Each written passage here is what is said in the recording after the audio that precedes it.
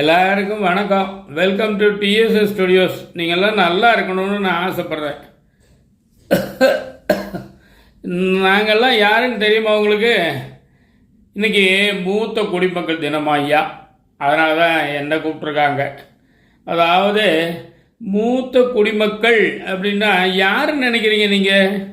அவங்க எங்கேயோ கடல் கடந்து வெளிநாட்டிலேருந்து வந்தவங்களா ஐயா?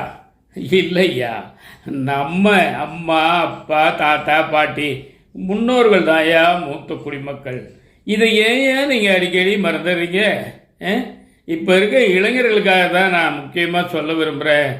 மூத்தவங்களை நீங்கள் மதித்து கொண்டாடுறதை விட மிதித்து திண்டாட விடாமல் இருந்தீங்கன்னாலே போதும் ஐயா, அதுவே பெரிய உதவியா.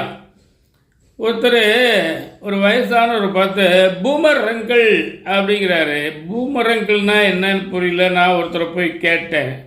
பூமர்னா அது ஒரு பழைய காலத்து ஐட்டம், சிவிங்க மாதிரி ஜவ்வு மாதிரி மென்னுக்கிட்டே இருப்பாங்க, அது பழைய ஓல்டு ப்ராடக்ட் அப்படிங்கிற மாதிரி ஒரு அர்த்தம் சொன்னார். ஒருத்தர் ரொம்ப சங்கடமாக இருந்தது மனசுக்கு. இன்னொருத்தர் பார்த்தா ஐயோ பெருசு அப்படிங்கிறாரு. பெருசுன்னா பெருமைதான் ஐயா, ஆனால் சொல்கிற விதத்தில் இருக்குல்ல, அவர் ரொம்ப பெரியவருங்க அப்படின்னு சொல்கிறதுக்கும் அது பெருசுங்க அப்படின்னு சொல்கிறதுக்கும் வித்தியாசம் இருக்குய்யா. புரிஞ்சுக்கோங்க ஐயா கொஞ்சம். மூத்த குடிமக்கள்னா உங்களுக்காக உழைச்சி ஓடா தேஞ்சு மாடா வேலை செஞ்சு தன்னுடைய சுகதுக்கங்களை பெருசு பண்ணாமல் உங்களை வளர்த்து ஆளாக்கி படிக்க வச்சு நல்ல உத்தியோகத்துக்கு போக வச்சு எல்லாம் பண்ணுறாங்கல்ல. அவங்க வேலை பார்க்குற வரைக்கும் ரிட்டையர் ஆகிற வரைக்கும் எல்லா வருமானத்தையும் உங்களுக்காக தான் செலவு பண்ணுறாங்க.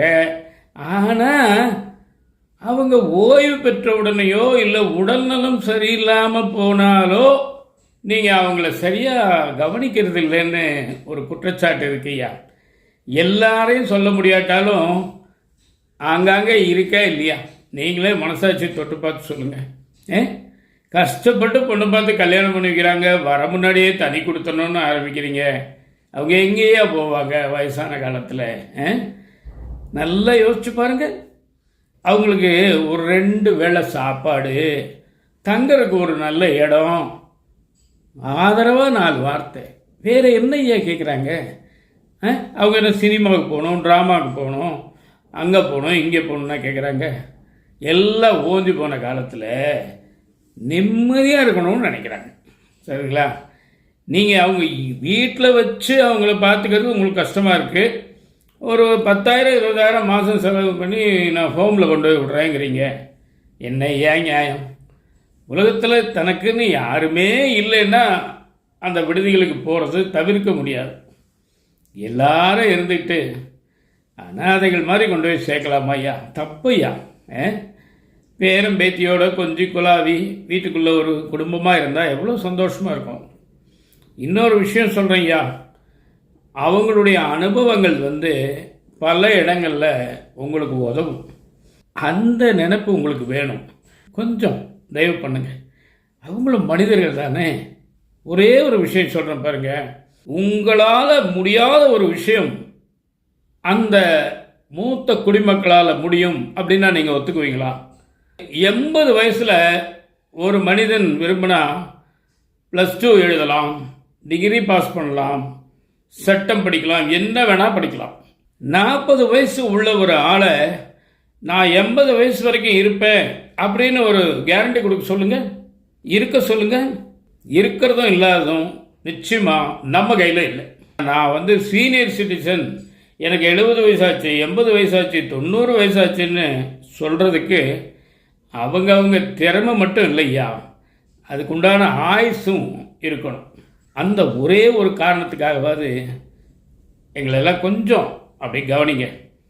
எல்லா குழந்தைகளையும் நான் சொல்லலை, நிறைய பசங்களும் பிள்ளைகளும் தாய் தகப்பனை தலைமையில் வச்சு கொண்டாடுறாங்க.